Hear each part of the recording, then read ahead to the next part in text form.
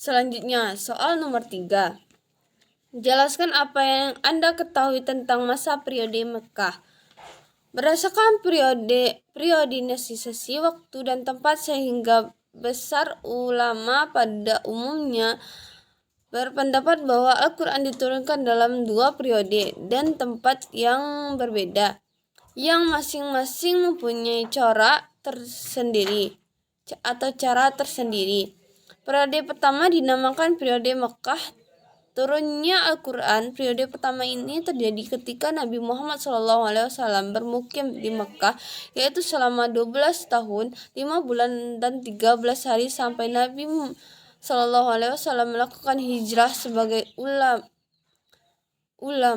dan pula yang menyebut periode ini sebagai periode hijrah. Ayat atau surat yang diturunkan pada masa itu kemudian disebut dengan ayat atau Makkiyah. 4. Soal nomor 4. Jelaskan apa yang Anda ketahui tentang periode Madinah. Periode Madinah yaitu masa setelah Nabi Muhammad SAW hijrah ke Madinah dan menetap di sana sehingga wafatnya beliau. Periode Madinah ini yakni selama 9 tahun, 9 bulan dan 9 hari.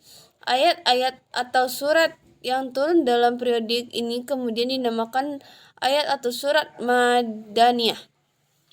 Adapun ayat Madaniyah pada umumnya menjelaskan hal yang berhubungan dengan hidup kemasyarakatan atau masalah-masalah, di antaranya masalah ibadah, hukum agama, muhajirin, ansar, dan lain-lain.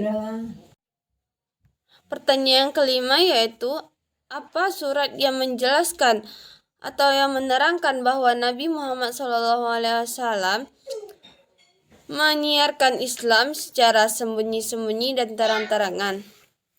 Disebutkan dalam jumlah surah Nabawiyah di awal kenabian Nabi Muhammad SAW terpaksa melakukan dakwah secara sembunyi-sembunyi selama 3 tahun sampai kemudian turunnya wahyu Allah Subhanahu wa taala surat Asy-Syu'ara ayat 214 sampai 216 yang berbunyi wa anzi ashiratakal aqrabina waqfis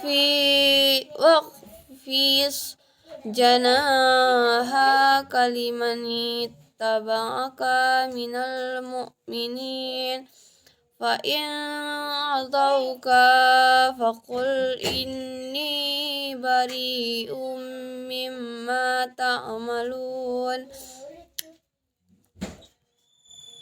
yang mana artinya, dan berilah peringatan kepada kerabat-kerabatmu yang terdekat dan rendahkanlah dirimu kepada orang-orang yang mengikutimu, yaitu orang-orang yang beriman.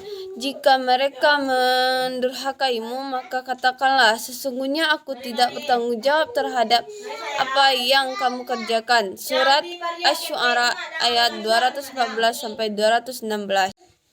B. Secara terang-terangan, yaitu turunlah surat Al-Hijr ayat 94, yaitu fasda bima tumaru wa arid anil musyrikin, yang mana artinya, maka sampaikanlah olehmu Muhammad secara terang-terangan segala apa yang diperintahkan kepadamu dan berpalinglah dari orang-orang yang musyrik.